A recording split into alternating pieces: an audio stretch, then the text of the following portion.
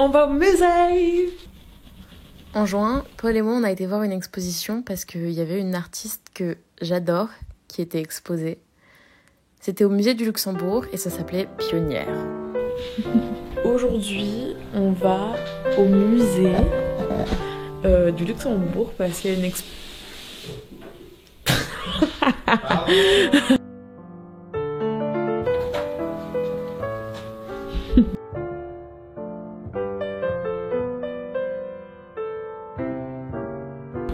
Financé par Anne Hidalgo, le communautarisme est en plein cœur de la ville. Le communautarisme québécois. Ça me dégoûte en fait. Le séparatisme québécois. C'est la québécois. France. Moi je reconnais plus ma ville. C'est pas ta ville. Je suis née ici. On dirait pas que je fais un truc Vogue, genre 73 questions. Ah c'est vrai. Viens on le fait. C'est quoi la première chose que tu fais le matin quand tu te réveilles? Alors quand je me réveille, donc je prends l'exemple de ce matin, je sors de mon lit, je me prépare, je prends une grande respiration et je vais fumer à la fenêtre. Comment tu décrirais ton style en un mot? En un mot, mon style c'est les yeux fermés. Qu'est-ce qui t'inspire dans la vie? Paris et Amocide.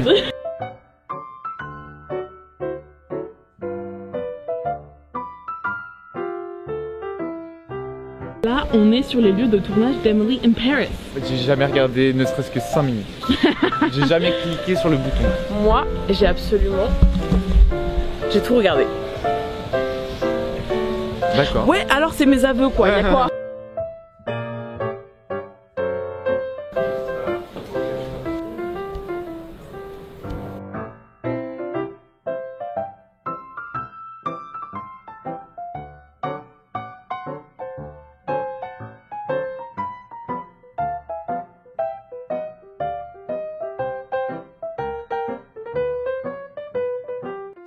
On a fini par trouver le coin où était exposé Claude Carin et j'ai passé un peu de temps dessus parce que, comme je l'ai dit, c'est une artiste que j'adore et c'est pour son œuvre que j'étais venue voir l'exposition. Et j'avais déjà eu l'idée de faire une vidéo sur son travail, etc. Mais là, j'ai vraiment eu un déclic et je me suis dit qu'il fallait vraiment que je vous présente cette artiste qui est tellement intéressante et vraiment passionnante. Et c'est la vidéo que je vous présente donc aujourd'hui.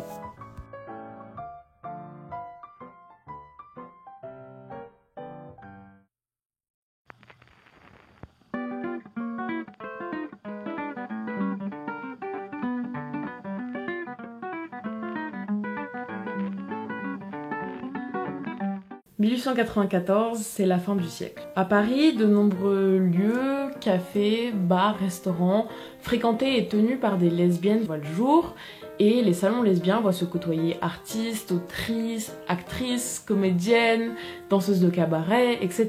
Il faut bien comprendre que à cette date-là, depuis à peu près un siècle, et grâce à la Révolution française, les pratiques homosexuelles sont dépénalisées en France. La littérature, la culture et l'imaginaire homosexuel ont donc pu se frayer une place, bien que encore souterraine, dans la culture populaire à ce moment-là. Il faut cependant recontextualiser dans la mesure où, à la fin du 19e siècle, la médecine conclut que l'homosexualité est une maladie congénitale, c'est-à-dire qu'elle ne peut pas s'attraper et qu'elle est présente dès la naissance de l'enfant.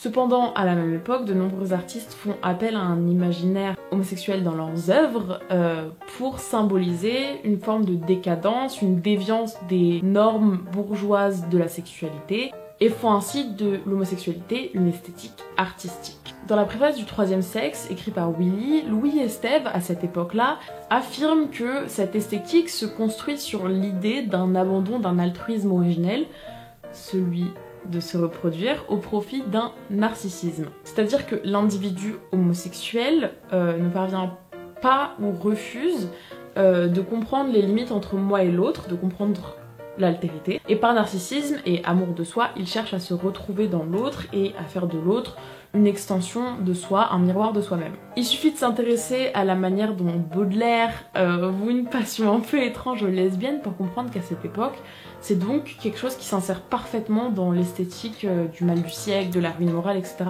Puisque Baudelaire, qui s'est quand même pas mal intéressé à ces thématiques-là, voulait originellement intituler Les Fleurs du Mal les lesbiennes, et a écrit plusieurs poèmes parlant des lesbiennes, notamment Lesbos, Delphine et Hippolyte et le Lété. L'homosexualité ainsi esthétisée et instrumentalisée crée, malgré les conclusions de la médecine à l'époque, la peur dans la culture populaire et dans l'inconscient collectif d'une contagion possible. Il y a beaucoup de nuances à prendre en compte pour comprendre la place de l'homosexualité dans la société de la fin du 19e siècle et du 20e siècle, que je vais pas pouvoir développer ici, déjà parce que ce serait trop long et parce que c'est pas le thème de la vidéo. Mais donc si vous êtes intéressé par ça, je peux vous rediriger vers un article de Caroline J. Dean que je vous mets en description et qui m'a beaucoup aiguillée dans l'écriture de cette vidéo. Pour faire bref, la culture populaire voit globalement toujours l'homosexualité comme une impureté et pour certains c'est une impureté utile tandis que pour d'autres elle est dangereuse. C'est dans ce contexte que naît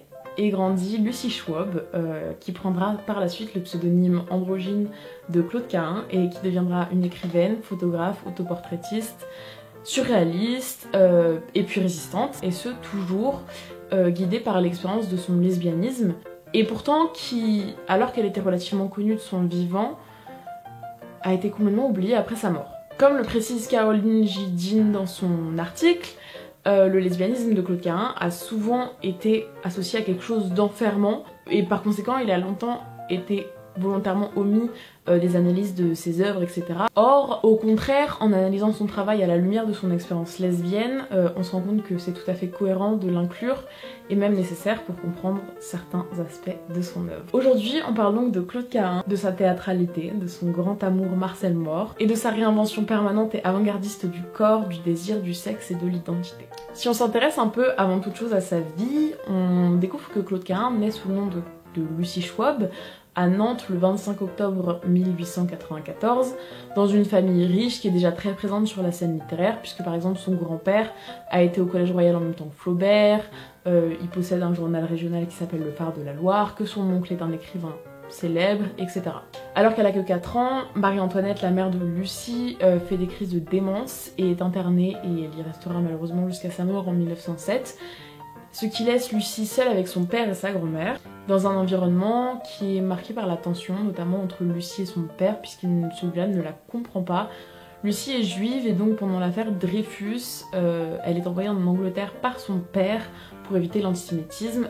Et ce, notamment après un épisode, je tiens de sources non vérifiées, donc j'en parle au conditionnel, mais vous comprenez, où Lucie se serait fait attacher à un arbre par des camarades de classe qui auraient essayé de la lapider. Et heureusement, une enseignante est intervenue à temps et a empêché l'incident, mais c'est quand même un traumatisme pour une jeune fille, voilà. Malgré tout, elle subit, même en Angleterre, du harcèlement à caractère antisémite. Ce qui est intéressant, c'est qu'à son retour en France, c'est là que Lucie va se découvrir, puisqu'elle va rencontrer Suzanne Malherbe, dont elle tombe très amoureuse. Ensemble, elles mènent une relation amoureuse clandestine, puisque, comme on l'a évoqué, l'homosexualité est alors vue comme une impureté. Elles mènent une double vie, dehors elles sont 2 lycéennes raffinées de bonne famille, et à l'intérieur, quand les rideaux sont tirés et que personne n'est là pour les voir, elles sont 2 amantes passionnées qui s'essayent ensemble à beaucoup d'activités artistiques, notamment la photographie, le dessin, l'écriture, etc. C'est à ce moment-là qu'elles entament une longue œuvre commune qu'elles poursuivront en fait toute leur vie. Donc même si aujourd'hui je vais m'intéresser surtout au travail de Lucie, le travail de Suzanne n'est pas à négliger dans tout ça. En 1913, Lucie tombe gravement malade, elle pèse plus que 23 kilos et elle a de graves problèmes aux poumons. On la diagnostique anorexique et le père de Suzanne, qui est docteur, recommande alors au père de Lucie de faire de Suzanne l'auxiliaire de Lucie pour que son amitié lui permette de reprendre goût à la vie et aux choses. Ça leur permet de se rapprocher davantage et de passer plus de temps ensemble de manière incognito. Et elle commence à peu près à cette période-là à participer au quotidien, donc le Phare de la Loire qui appartient au grand-père de Lucie, à travers des chroniques mode que Lucie écrit et que Suzanne illustre. Déjà à ce moment-là de leur vie artistique, on voit les prémices de ce que vont être leur œuvre commune et leur œuvre individuelle, ce pour quelques raisons. En fait déjà, les chroniques de mode de Lucie, elle les signe M, pour jouer justement sur cet anonymat et surtout sur cette neutralité et sur cette impossibilité d'identifier l'auteur comme étant homme ou femme. Elle met à l'honneur à travers ses articles des modèles de féminité différents, elle laisse entrevoir déjà l'aspect subversif de son travail, puisqu'elle a recours à des masques, à de l'ironie, à de l'humour, à l'androgynie, pour subvertir la féminité traditionnelle. Et en fait, ce qu'elle fait, c'est qu'elle transforme le modèle de la chronique de mode féminine, qui est justement un genre jugé quelque peu superficiel, et elle en fait un prétexte pour philosopher, d'après ses propres mots. C'est pour elle un espace expérimental où déjà se posent les questions du genre, de la sexualité, de frontières et de troubles. Si vous êtes élégante, le bas de votre robe contribue à l'ensemble et passe inaperçu. Vous ne devez donc sous aucun prétexte vous laisser entraver. L'embarras de votre démarche attirera l'attention. Exigez la liberté de vos pas. Eh bien madame, vous me croirez si vous voulez, c'est la déformation des modes masculines qui féminise vos tailleurs.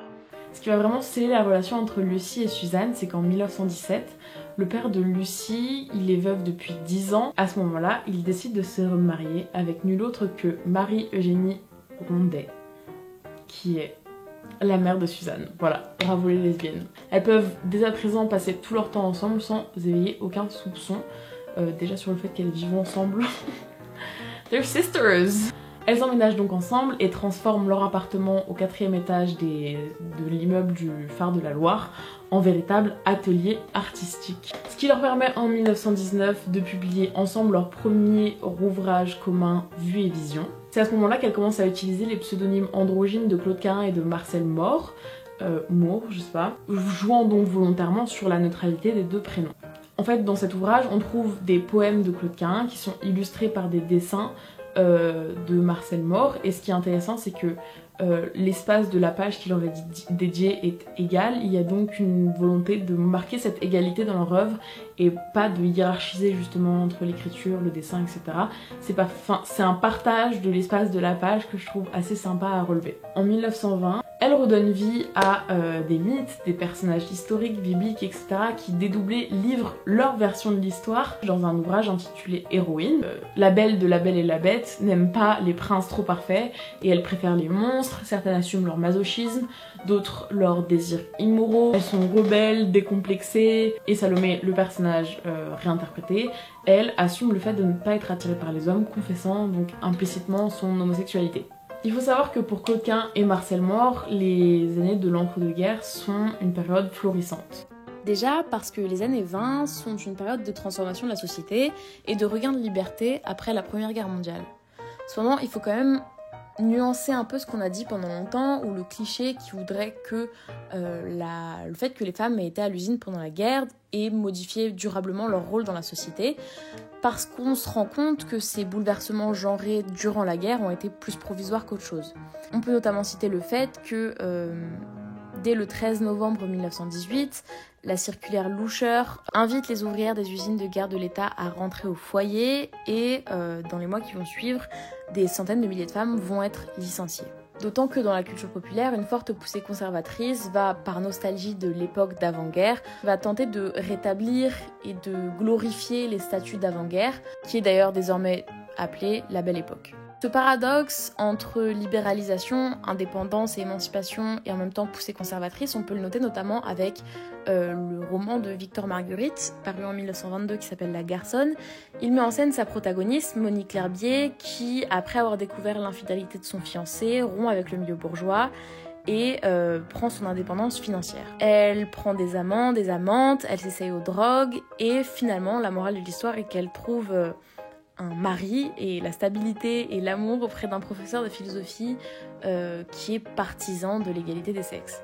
Victor Marguerite, quand il écrit son roman, il l'envisage avec une dimension conservatrice, avec une morale à la fin, chercherait à faire comprendre aux femmes que leur place reste dans le mariage. Cependant, sa réception va être très contrastée, puisque certains vont en retenir le caractère sulfureux. Le nom de garçonne va devenir le nom d'emprunt d'une nouvelle féminité, une féminité beaucoup plus masculine, avec des coupes courtes, un standard de beauté qui met en valeur des corps très fins, sans forme. Son auteur va être radié de l'ordre de la Légion d'honneur, parce qu'il a écrit un livre jugé immoral.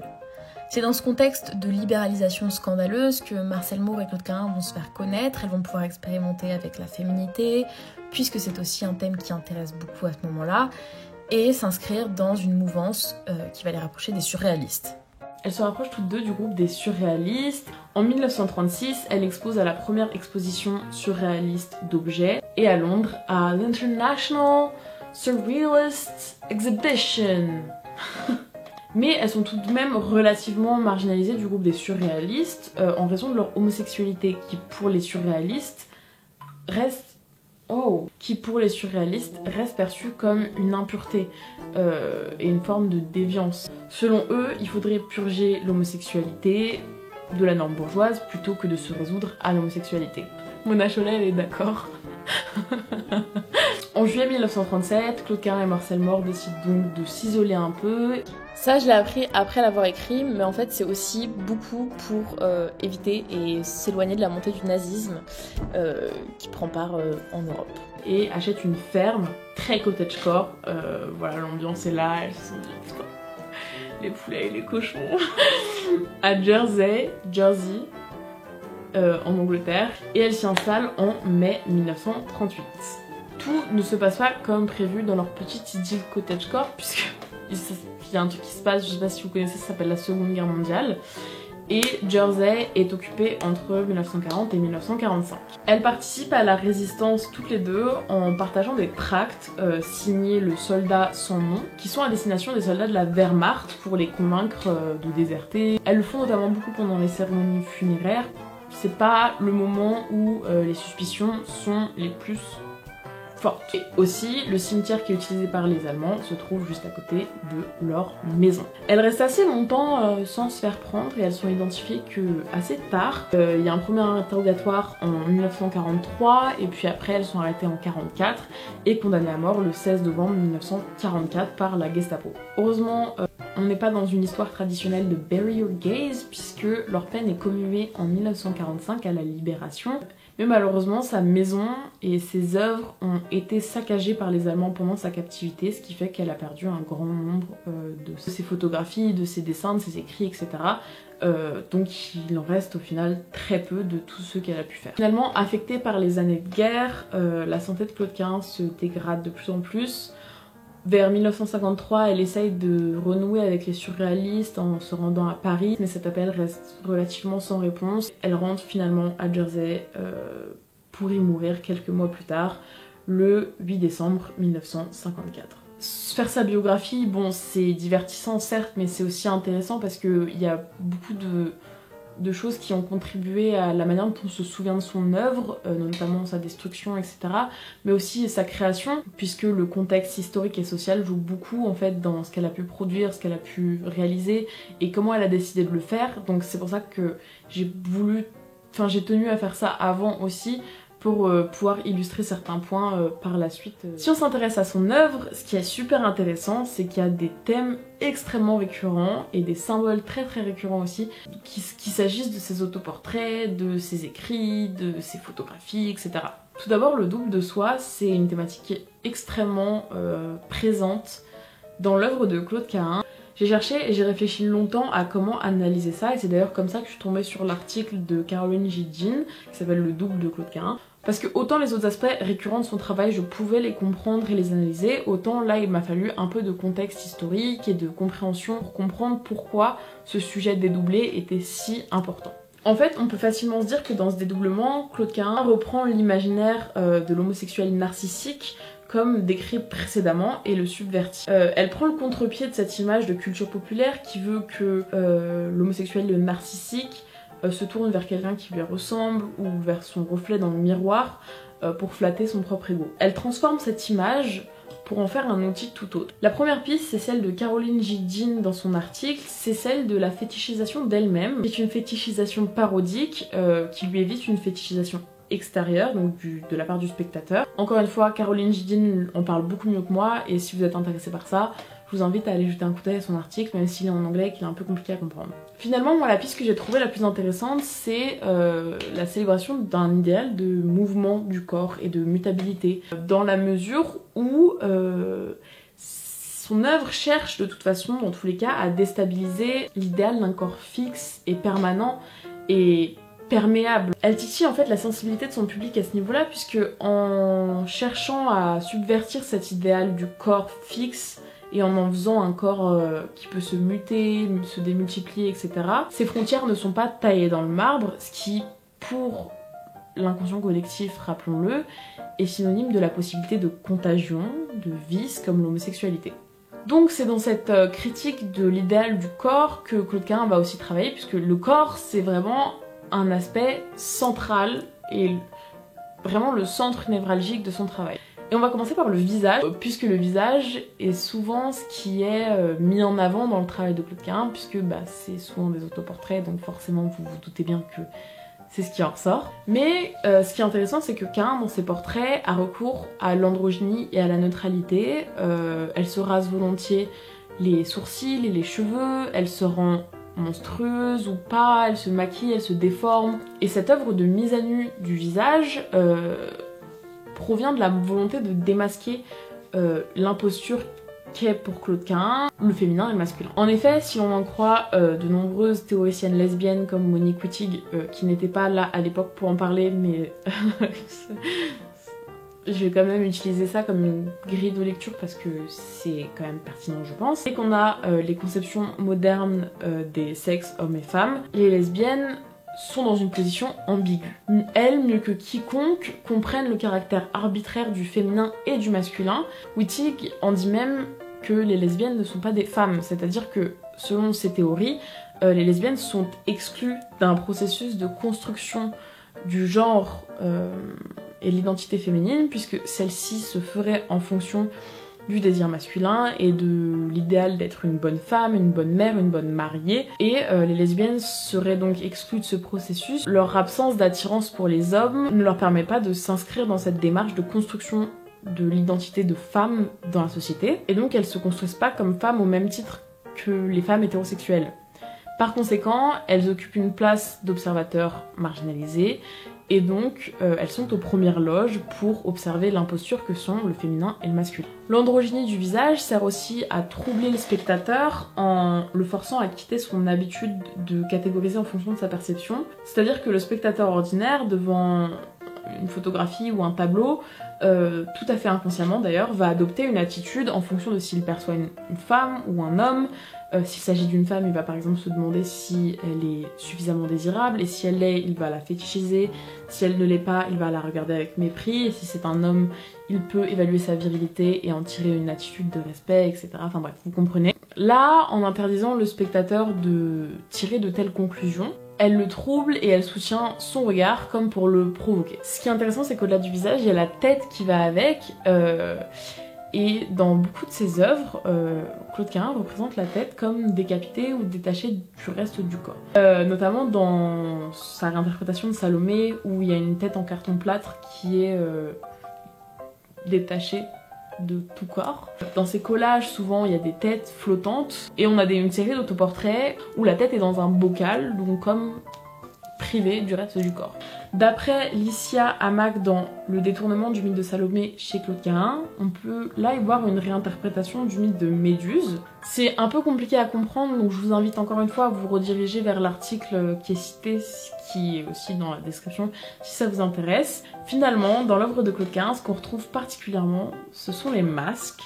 Et en fait, la déstructuration du corps et la mutilation de celui-ci, etc., elle est appuyée par la symbolique du masque, parce que le masque est présent pour révéler cette déstructuration du corps et du visage, et mettre en lumière le mouvement et l'absence de fixité du corps. Cette mise à nu, elle se fait par la subversion du désir et de la sensualité traditionnelle, en essayant de célébrer un désir qui défait, dénude, démasque, et qui révèle réellement, plutôt qu'un désir qui se fonde sur des artifices. C'est pourquoi son œuvre met autant en scène l'intimité, des regards appuyés, dévoiler une forme de sensualité qui vraiment se veut brute et authentique. Son projet, c'est aussi de mettre en scène un désir subversif et authentique. Ce désir pour Claude Cahun, c'est le désir lesbien. Et pour moi, on peut pas comprendre son œuvre sans comprendre cela. Voilà, j'espère que cette vidéo vous a plu. J'ai adoré l'écrire, ça faisait très longtemps que je voulais la faire et je suis très contente de l'avoir filmée, de l'avoir écrite de la manière dont je l'ai faite, etc. J'espère qu'elle vous aura pas trop ennuyé, c'est très différent de ce que je fais d'habitude. Donc n'hésitez pas à me faire des retours, à me dire ce que vous en avez pensé, etc. D'ailleurs, je vous remercie infiniment pour vos retours sur ma dernière vidéo. C'était à nouveau quelque chose d'assez différent puisque j'ai décidé d'expérimenter. Et je suis ravie de voir que ça vous a autant plu. Sachez que Par conséquent, ce format fera un retour sur ma chaîne. Si vous n'avez pas vu ma dernière vidéo, vous pouvez aller la voir tout de suite. Vous allez voir, c'est pas la même chose, c'est pas la même ambiance. Je vous dis à très bientôt pour une prochaine vidéo. Je vous embrasse. Et n'hésitez pas à vous abonner, à aimer la vidéo, voilà, à me rejoindre sur les réseaux sociaux où je suis un peu plus active. Et voilà.